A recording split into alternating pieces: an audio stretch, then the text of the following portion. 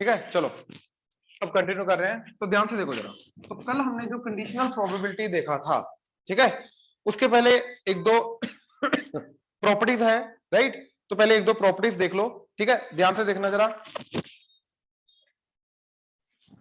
तो first is probability of A slash B, जो according to definition हमारा क्या होता है, probability of A intersection B divided by probability of B, ठीक है।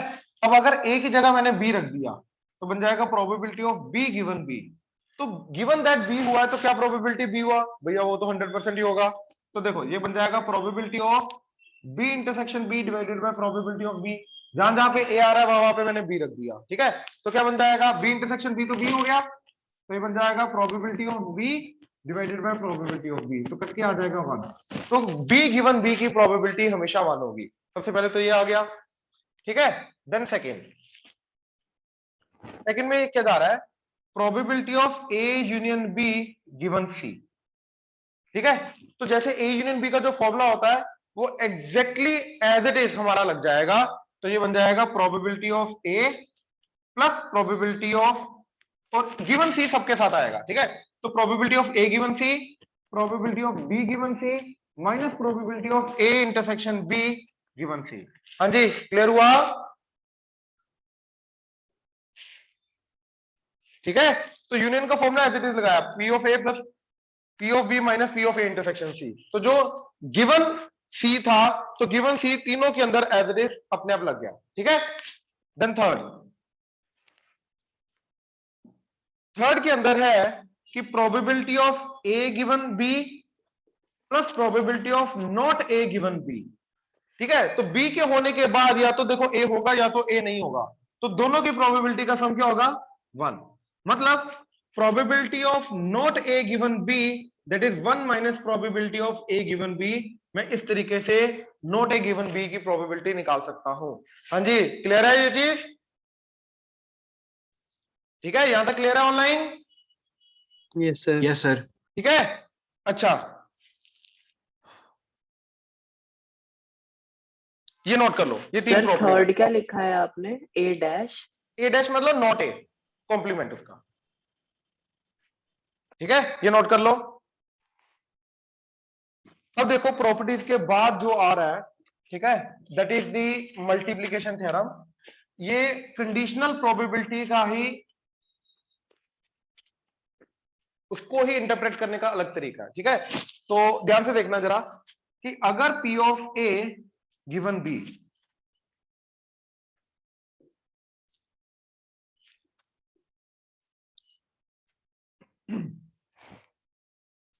ठीक है, अगर P of A given B that is probability of A intersection B divided by probability of B है, तो इसको क्रॉस मल्टीप्लाई करो तो क्या बन जाएगा, P of A intersection B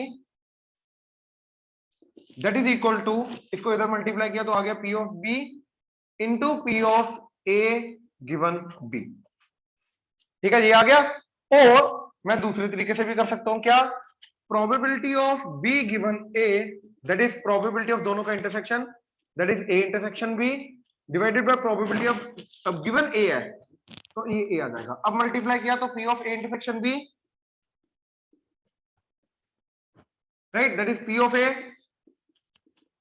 into P of B given A, ये हो जाएगा, ठीक है। अब इस चीज के ऊपर हम कंसंट्रेट करेंगे। तो इस चीज का मतलब क्या है कि प्रोबेबिलिटी ऑफ ए भी हो एंड बी भी हो, राइट। बट यहां पे ए एंड बी के होने का जो तरीका है वो है कि पहले ए हुआ बाद में बी हुआ, यानी कि यहां पे ए and B happened in a sequence, ठीक है, ये एक सीक्वेंस में हुआ है, यानी कि पहले ए हुआ है बाद में बी हुआ है। तो first A and then B. तो अगर ये चीज है तो सबसे पहले आएगा probability of A into probability of B given that A already हो चुका है, ठीक है। तो पहले ए के होने की प्रोबेबिलिटी एंड दूसरे नंबर पे बी के होने की प्रोबेबिलिटी क्या आएगी कि प्रोबेबिलिटी ऑफ ए के होने के chances into probability of B के होने के chances given that A already हो चुका है, क्योंकि बी तो सेकंड टाइम हुआ है ना, तो जब ए हो चुका है तब बी के होने के चांसेस। तो इसी तरीके से इसी चीज को मैं 3 पे भी एक्सटेंड कर सकता हूं। क्या कि प्रोबेबिलिटी ए पहले पे हुआ एंड बी दूसरे पे हुआ एंड सी तीसरे पे हुआ, that would be probability A पहले पे होने की इनटू प्रोबेबिलिटी ऑफ बी को दूसरे पे होने की, गिवन दैट ए पहले पे ऑलरेडी हो चुका है, इनटू प्रोबेबिलिटी सी तीसरे पे होने की, गिवन दैट पहले पे ए एंड दूसरे पे बी हो चुका है। तो ये सारी की सारी प्रोबेबिलिटी जाएगी। तो चीजों के इकट्ठे होने की लेकिन एक सीक्वेंस में होने की प्रोबेबिलिटी जो है वो हम एक्चुअली में मल्टीप्लिकेशन थ्योरम से निकालते हैं। यहां पे मल्टीप्लिकेशन थ्योरम क्यों बोला जाता है? क्योंकि प्रोबेबिलिटीज को हम मल्टीप्लाई करते हैं। क्लियर हुआ ऑनलाइन? यहां तक क्लियर है? सर हाँ जी। सर इंटरसेक्शन को हम एंड कहते हैं और यूनियन को और बिल्कुल बिल्कुल ठीक है सर। ठीक है ना, ये नोट करो, इसके बाद मैं इसका एग्जांपल देता हूं, पहले ही नोट कर लो। लिखो जरा, क्वेश्चन लिखो जरा। अ bag contains 10 black 5 white balls.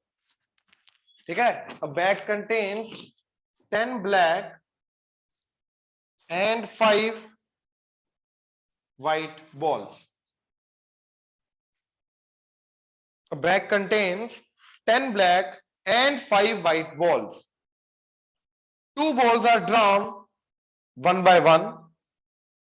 2 balls are drawn one by one.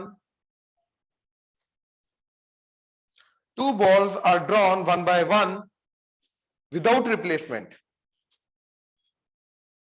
Without replacement. What is the probability that both are black? What is the probability that both are black? What is the probability that both are black? हाँ जी, देखो क्या बोल रहा है कि एक bag के अंदर 10 ब्लैक बॉल्स हैं, 5 व्हाइट बॉल्स हैं, राइट? अब 2 बॉल्स निकाली एक एक करके, अब वो विदाउट रिप्लेसमेंट, मतलब पहली जो निकाली उसको दोबारा अंदर नहीं डाला, वापस फिर दूसरी निकाली। अब क्या प्रोबेबिलिटी है कि दोनों के दोनों जो बॉल्स हैं वो ब्लैक होंगी? मतलब हमें निकालना है probability first ball is black and second ball जो ड्रॉन है वो भी ब्लैक है।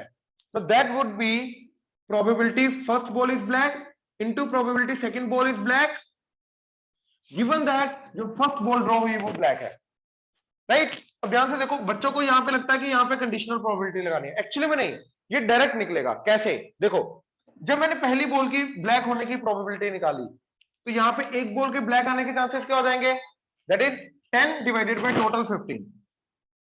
अब जब एक ब्लैक बॉल निकल गई, अब ब्लैक बॉल, इसका बैक का कॉन्फ़िगरेशन क्या हो गया? अब 9 ब्लैक बॉल्स बची एंड 5 व्हाइट बॉल्स बची। इसमें कोई डाउट ऑनलाइन? यहां तक क्लियर है? मतलब Yes, sir. जब मैं दूसरी बॉल निकालूंगा, अब ये चीज है यहां पे फर्स्ट जो ब्लैक बॉल है ऑलरेडी निकल चुकी है, अब इसके अंदर से जो मैं बॉल निकालूंगा वो ऑब्वियसली दूसरी होगी, अब उसके ब्लैक बॉल होने के चांसेस एक्चुअली में देंगे मेरे को ये चीज, given that black first black ball has already been drawn. मतलब अब इसमें जैसे जो चीज निकालूंगा वो सेकंड बॉल होगी और सेकंड बॉल के होने के ब्लैक होने के चांसेस हम निकाल लेंगे, ठीक है ना? तो इसमें से ब्लैक बॉल आने के चांसेस क्या है? 9/14। तो बेसिकली इस चीज की प्रोबेबिलिटी हम डायरेक्ट निकाल रहे हैं 9/14। अब गिवन दैट वाली चीज नहीं लगा रहे, क्यों? क्योंकि इस सिचुएशन में यहां पे ये पहुंचे भी हम तब हैं जब ऑलरेडी फर्स्ट टाइम एक ब्लैक निकल चुकी है, तो ये कॉन्फ़िगरेशन के अंदर ऑलरेडी ये इंक्लूडेड है, given that first black ball is drawn.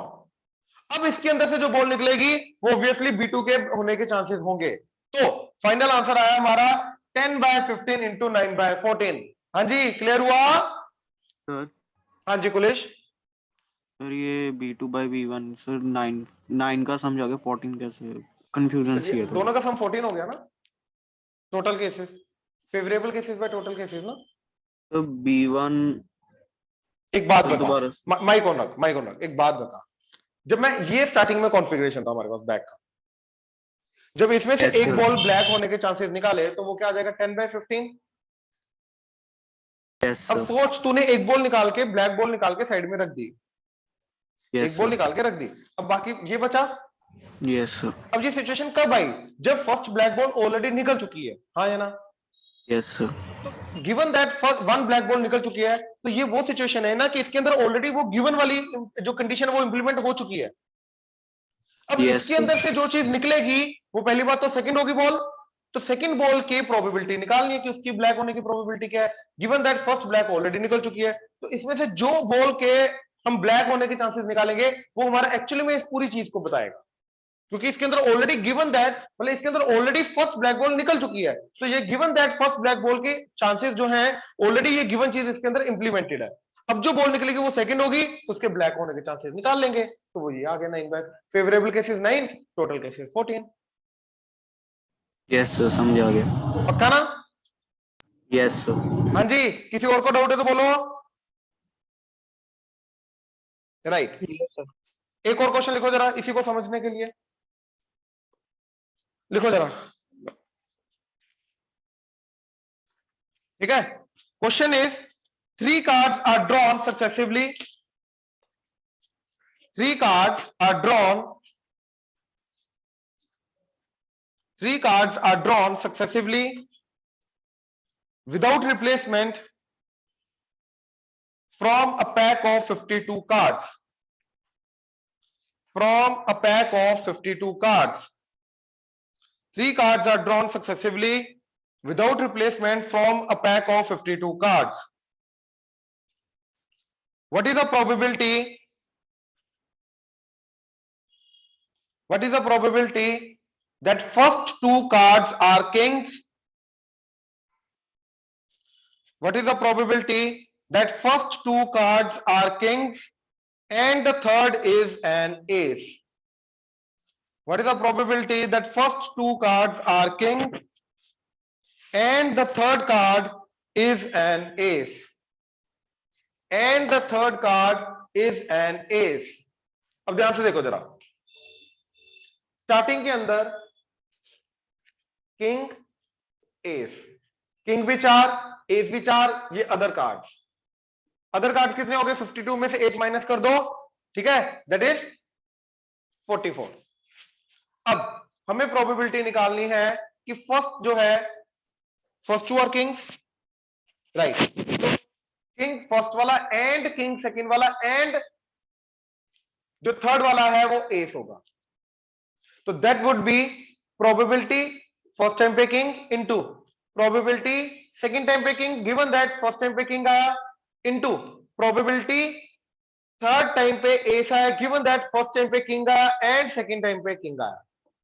अब ध्यान से देखो, जब मैंने पहली बार के कार्ड निकाला तो उसके अंदर से किंग के चांसेस निकालने हैं, तो किंग के चांसेस आ जाएंगे 4/52, तो इसकी ये कॉन्फ़िगरेशन चेंज होके हो गई, किंग 3 बचे, एस 4 बचे एंड अदर कार्ड्स बचे 44। अब यहां पे ऑलरेडी ये वाली कंडीशन इंप्लीमेंटेड है कि गिवन दैट फर्स्ट किंग आया, ये ऑलरेडी इंप्लीमेंटेड है। अब इसमें से जो चीज के निकालने के चांसेस निकालेंगे वो इसके इंप्लीमेंटेशन के साथ होगा, मतलब वो गिवन दैट K1 के साथ ही आएगा। तो अब हमें इसके अंदर से निकालना है कि दूसरा भी किंग आया, अब किंग के होने के chances favourable cases 3, total cases सबको ऐड करके 51। अब इसकी कॉन्फ़िगरेशन हो गई, किंग 2 बचे, एस अभी भी 4 है एंड अदर कार्ड्स 44, टोटल 50 हो गए। अब इसके अंदर ये दोनों कंडीशंस इंप्लीमेंटेड है, मतलब पहली बार में भी किंग आया एंड दूसरी बार में भी किंग आया, तब जाके हम इस कॉन्फ़िगरेशन पे पहुंचे।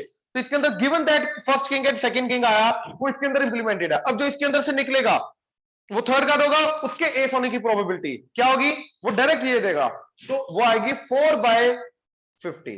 तो इन तीनों का प्रोडक्ट इज आर आंसर। हाँ जी, क्लियर हुआ? प्लीज कंफर्म करो। Yes sir. राइट, ये नोट करो। चलो यस सर। आ जाओ।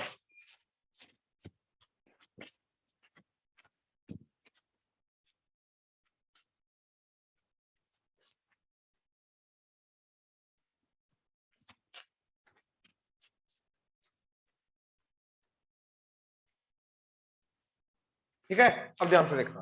Next is independent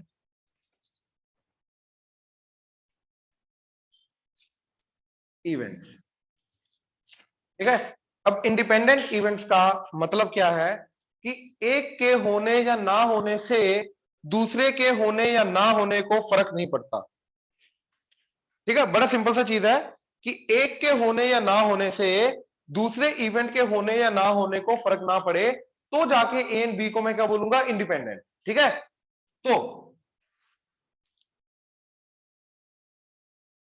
probability of, ध्यान से देखना जरा ये चीज, ए गिवन बी, इसका मतलब क्या है कि probability of A if B has happened. तो अगर बी हो चुका है तो ए के होने की प्रोबेबिलिटी क्या है? Now if A and B are independent,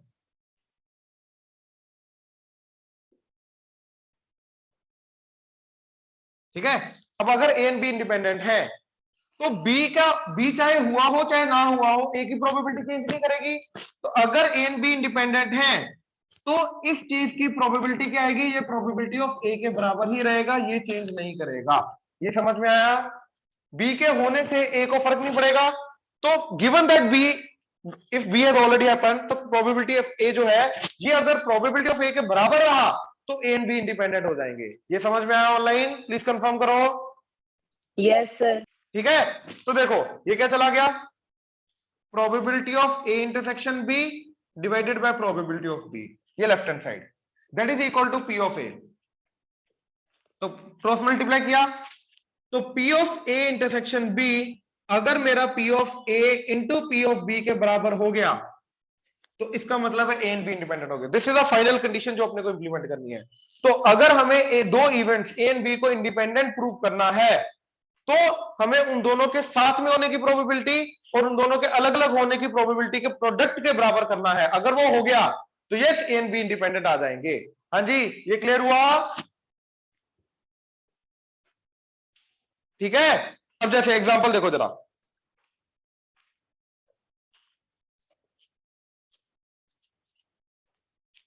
वो बोल रहा है कि अ डाई इज थ्रोन,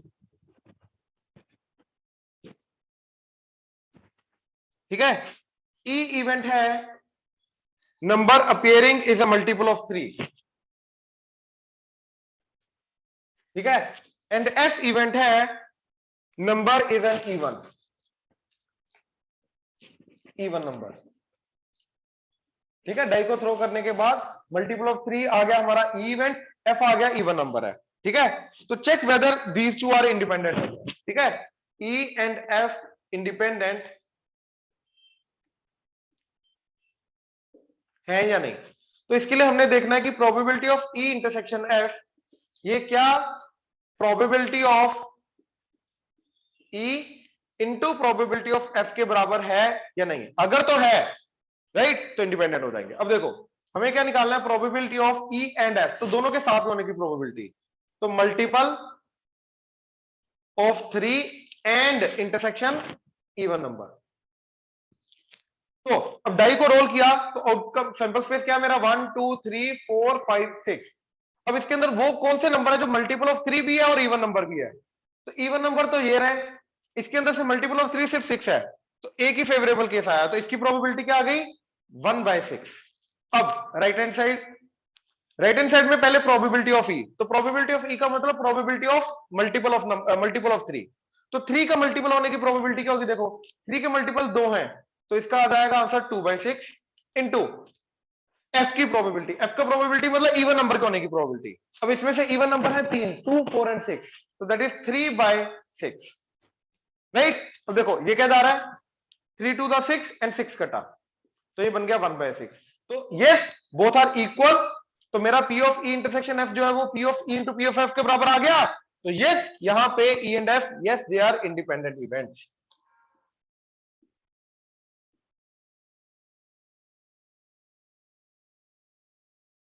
हाँ जी प्लीज कंफर्म करो, क्लियर हुआ? Yes sir. राइट, तो यहां पे E and F independent events हैं, ये नोट करो प्लीज, शाबाश, सारा का सारा नोट करो। हाँ जी, नेक्स्ट क्वेश्चन लिखो जरा।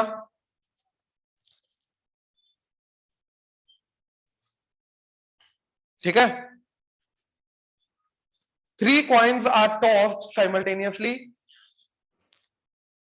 3 coins are tossed simultaneously. Consider the event E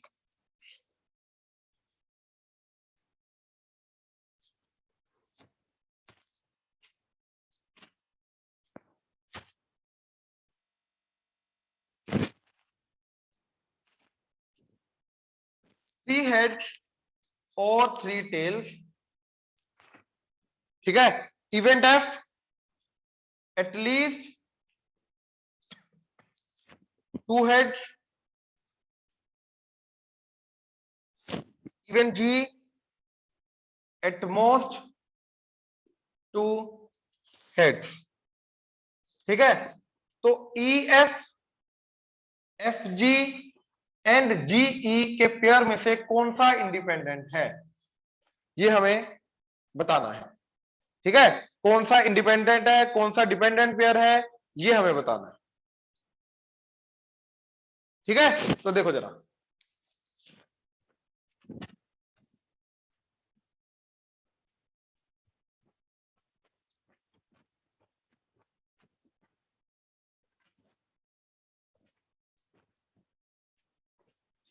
हाँ जी, तो पहली बात तो हमने 3 कॉइन्स को टॉस किया, राइट। तो हमारा बना sample space H H H H H T H T H T H H T T H T H T H T T T T T। अब देखो, हमें अलग अलग तो प्रोबेबिलिटी निकालनी है, तो पहले निकाल लेते हैं अलग अलग। ठीक है, तो पहले अलग अलग, तो प्रोबेबिलिटी ऑफ E, तो या तो 3 हेड आ जाए या तो 3 टेल, तो 2 केसेस आएंगे, एक ऊपर वाला एक नीचे वाला, राइट। तो ये आ जाएगा 2/8 और 1/4। अब probability of F, that means at least 2 head, कम से कम 2 हेड होने चाहिए, तो या तो 2 या 2 से ज्यादा यानी कि 3, तो या तो 2 या 3 हेड होने चाहिए। देखो 2 हेड के बने ये 3 केसेस, 3 हेड के बने ये केसेस, तो टोटल 4 केसेस, तो प्रोबेबिलिटी आ गई 4/8 यानी कि 1/2। अब probability of G, that means at most 2 head, ज्यादा से ज्यादा 2 हेड होने चाहिए, तो 2 या 1 या 0, तो देखो 2 हेड, 1 हेड, 0 हेड, तो टोटल 7 केसेस, तो ये आ गया 7/8। ठीक है, अब probability of E intersection F, तो E इंटरसेक्शन F मतलब इन दोनों का इंटरसेक्शन, इन दोनों का इंटरसेक्शन देखो, पहले तो था एटलीस्ट 2 हेड, तो कम से कम 2 हेड, तो एटलीस्ट 2 हेड के अंदर मेरा ये केस आएगा, ये केस आएगा। अब इसके अंदर से मेरे को देखना है 3 हेड और 3 टेल, 3 टेल तो आ नहीं रहे इसके अंदर 3 हेड आ रहे हैं, तो ये इंटरसेक्शन पार्ट आ गया इनका। तो इसके अंदर E एंड F के इंटरसेक्शन में एक ही एलिमेंट जा रहा है, तो इसकी प्रोबेबिलिटी आ गई 1/8। ठीक है, now probability of E into probability of F करके देखा हमने, क्या आ रहा है 1/4 इंटू 1/2, तो ये भी 1/8 आ गया। तो ये इंटरसेक्शन की प्रोबेबिलिटी इनके प्रोडक्ट के बराबर आ गई, तो ये वाला जो पेयर है ये इंडिपेंडेंट होगा। यहां तक क्लियर है? प्लीज कंफर्म करो। Yes, sir. Yes, sir. Right, next F and G, तो probability of F intersection G, F and G मतलब एटलीस्ट 2 हेड,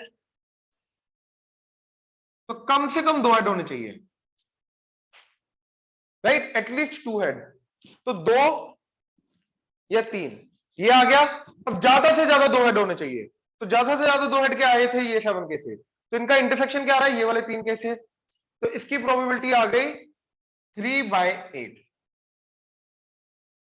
अब इनके प्रोडक्ट की प्रोबेबिलिटीज का प्रोडक्ट, तो probability of F into probability of G, तो क्या आ गया probability of F 1/2 into probability of G that is 7/8, तो ये आ गया 7/16। Now both are not equal, hence dependent, तो ये इंडिपेंडेंट नहीं है, right. Last G and E, तो probability of G intersection E,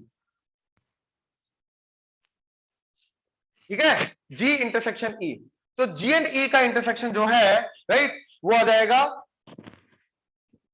3 head 3 tell, वो आ गया ये वाला केस, ये 2 cases, and at most 2 head, at most 2 head के ये 7 केसेस, इनमें से इंटरसेक्शन क्या आ रहा है, सिर्फ एक केस ट्रिपल टेल वाला, तो इसके अंदर आ गया एक ही केस, दैट इज 1/8। अब probability of G into probability of E, that is probability of G 7/8 into probability of E 1/4, तो आ गया 7/32. Obviously again not equal, hence ये भी क्या है, इंडिपेंडेंट नहीं है, ये डिपेंडेंट है. हाँ जी, क्लियर हुआ? प्लीज कंफर्म करो. राइट, क्लियर है? प्लीज कंफर्म करो online. Yes, sir. Yes, sir. Note कर लो. हाँ जी, लिखो जरा next question. Consider the experiment of tossing a coin. ठीक है, कंसीडर, लिखो, नोट करो. Consider the experiment of tossing a coin. Consider the experiment of tossing a coin. If the coin shows head, if the coin shows head, toss it again, toss it again, and if it shows tail, toss a die. Toss a die. ठीक है? If the coin shows head, toss it again. But if it shows tail, toss a die. ठीक है? Find the conditional probability. Find the conditional probability. Die shows number greater than 4. Die shows number greater than 4, given that there is at least one tail. Given that there is at least one tail. Die shows number greater than 4, given that there is at least one tail. हाँ जी, करें.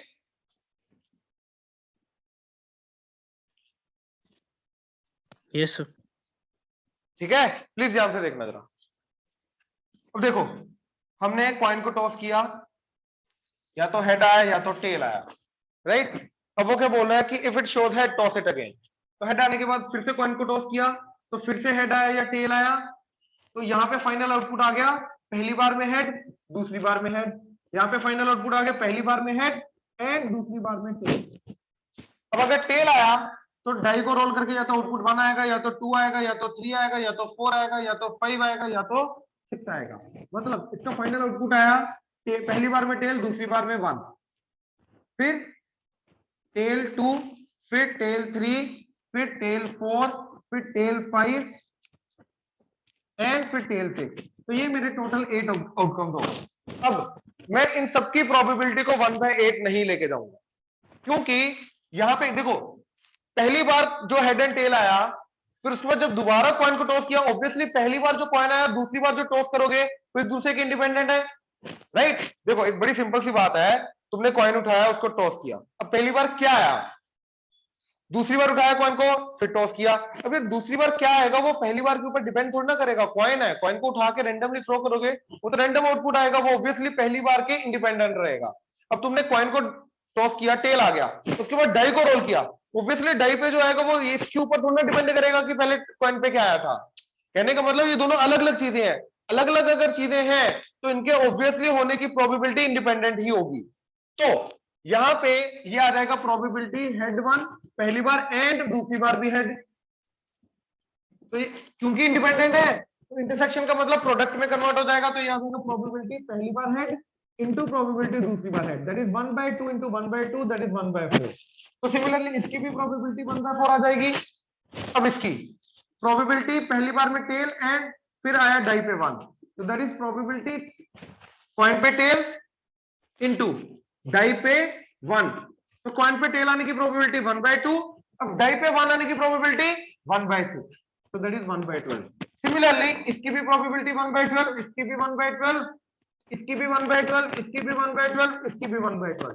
So that is how we get the probability of each and every outcome. सारे equally likely नहीं है, equally probable नहीं है यहाँ पे. Clear हुआ? प्लीज कंफर्म करो. सर इंडिपेंडेंट कैसे, दोबारा बताना. भाई एक हाथ में तेरा कॉइन है, एक हाथ में तेरा डाई है, तूने Yes, कॉइन को sir. टॉस किया, डाई को रोल किया, तो डाई को फर्क पड़ता है क्या कॉइन पे क्या आएगा? नो सर, इंडिपेंडेंट, ठीक है सर। ठीक है ना? तो इसलिए इन दोनों की प्रोबेबिलिटी निकालने, इसकी प्रोबेबिलिटी निकालने के लिए दोनों की इंडिविजुअल प्रोबेबिलिटी को प्रोडक्ट करना, ये समझा अभी? Yes sir. ठीक है। नाउ अब हमें निकालना है die shows number greater than 4 given that there is at least one tail. तो इसका क्या आ जाएगा आंसर? प्रोबेबिलिटी डाई के ऊपर number greater than 4 and at least one tail divided by probability at least one tail. ठीक है, तो अब ध्यान से देखो, अब डाई के ऊपर नंबर ग्रेटर देन 4 कहां पे है? ये दो केसेस में, एंड एटलीस्ट वन टेल इन दोनों केसेस में कम से कम एक टेल है, तो ये दोनों के दोनों आंसर आ गए हमारे न्यूमरेटर में। तो इन दोनों की प्रोबेबिलिटी का सम आ रहा है 1/12 प्लस 1/12 2/12, ये न्यूमरेटर की प्रोबेबिलिटी आ गई। डिनोमिनेटर में कम से कम एक टेल वाली प्रोबेबिलिटी सारे के सारे केसेस लेके जाने हैं। तो देखो ये सारे केसेस के अंदर सिर्फ इसको छोड़ के बाकी सारे केसेस के अंदर कम से कम एक टेल आ रहा है, तो इन सारी की सारी प्रोबेबिलिटीज का सम आएगा मेरा डिनोमिनेटर। तो क्या आ जाएगा? देखो सारी टोटल प्रोबेबिलिटी 1 होती है, तो 1 में से ये वाला केस हटा दोगे सबका मिल जाएगा, तो 1 माइनस इसकी प्रोबेबिलिटी 1/4, तो ये आ गया 3/4। इस डिनोमिनेटर की प्रोबेबिलिटी चलेगी 3/4। तो क्या आंसर आ गया? 2/12 इंटू 3 एंड ऊपर 4, तो 2 पे कटा 6, 2 पे कटा 2 एंड 2 पे कटा 3, तो 2/9 इज द आंसर। हाँ जी, प्लीज कंफर्म करो क्लियर हुआ? बिल्कुल करेक्ट, ये नोट कर लो।